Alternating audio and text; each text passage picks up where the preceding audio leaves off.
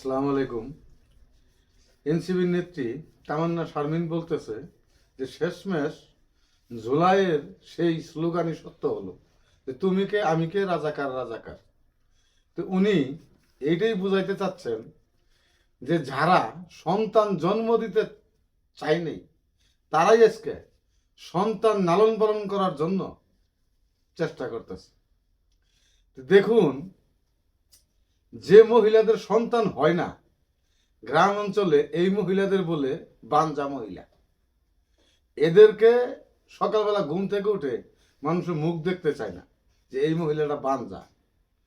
আর এই বাঞ্জা মহিলা কোনো সন্তানের আদর যত্ন, সন্তানের কোনো মর্ম এই মহিলায় বুঝে না।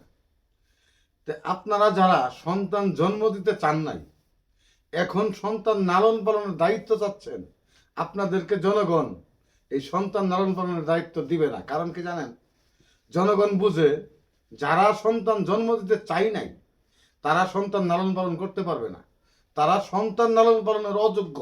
তা আপনারা বৃথা চেষ্টা করে কোনো লাভ নেই। আপনারা ভালো হয়ে যান,